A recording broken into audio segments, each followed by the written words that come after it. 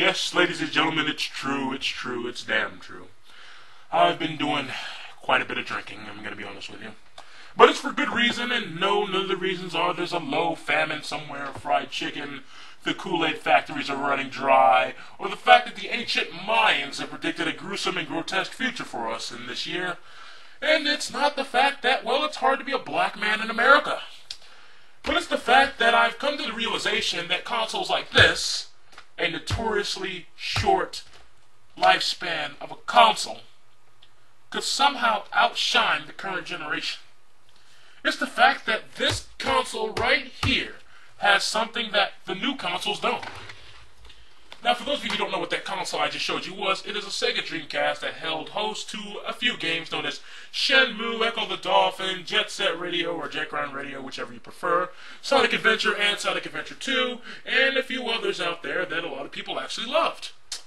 But the second part of this history lesson is a little thing known as... No, not Legos, but what's in the box is what's important, folks. Because what's on the inside is what counts. See this? You know what these are? You know what these are right here? Oh yeah. This is Super Nintendo. Oh yeah, look, these games are all the way to the bottom. I'm not half-assing you, folks. But in today's generation, you notice something, right? One little common factor. When a game comes out, whether it's good, bad, or grotesque, it always happens to be shaped into a mold over its release date. For example, when a game first came out in this generation, this game could be abysmal, it could suck, it could be lame, it could be whack, it could be the worst game of all time, it could be a piece of shit that you paid $60 for, and guess what? The developer doesn't care, because you're not getting your money back. You're done. You're out $60, this game is terrible, it's a 1 out of 10 on anybody's scale. But with DLC, they'll slowly try to patch it up and make it better.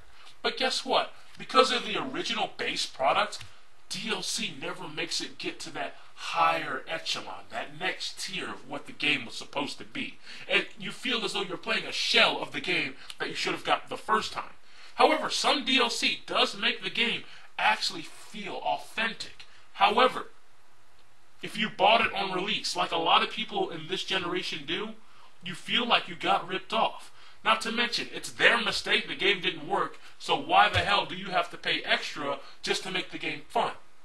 For example, Street Fighter, you had Super Street Fighter 4, and then you had Super Street Fighter 4 Arcade Edition. Now, for those of you who don't know, that's $60 plus two $40 retail things. That's $140 for a game you should have got the first time. And don't even get me started on Marvel vs. Capcom, and a lot of you have said that they've been doing this for years. Yes, but when they've been doing that, there's one thing I could say: they didn't nickel and dime you for everything. I mean, sure, you may have had to get 4 different versions of Street Fighter, but you didn't have to pay $5 here, $6 here, $7, $8 here to make those little in-between games more. Because Street Fighter 4 had DLC. A lot of people bought all the DLC for that game, even though the game was terrible. Then Super Street Fighter 4 came out.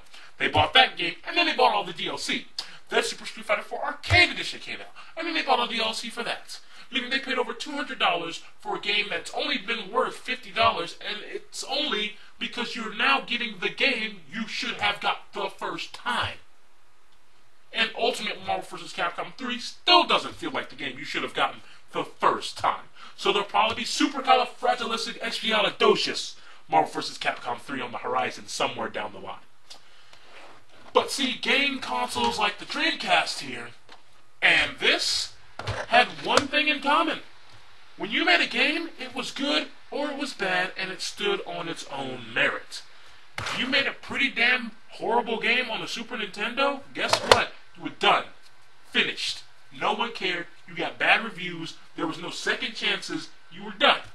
You had a game on here that was bad, guess what? People ripped you for it. The gamers thought you were trash and were like, oh, this game's not that great. Don't get it. So now people don't get it. Now, in the current generation, a game could come out like, as I said, Super Street Fighter 4. Game's not that, let's say the game's not that great. But then they promise all this DLC and everything on the horizon and great things to come. Now you're buying and buying and buying the DLC in hopes that you will finally get the game that you thought that this game was going to be. Another thing that you start hoping is, oh my god, maybe this game will actually turn out for the better. And sometimes it does. But too little too late, because by the time it's actually a good game, nobody really cares anymore.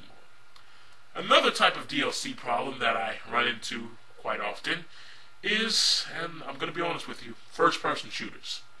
Now, for those of you who don't know, there's something about first-person shooters that always bugged me.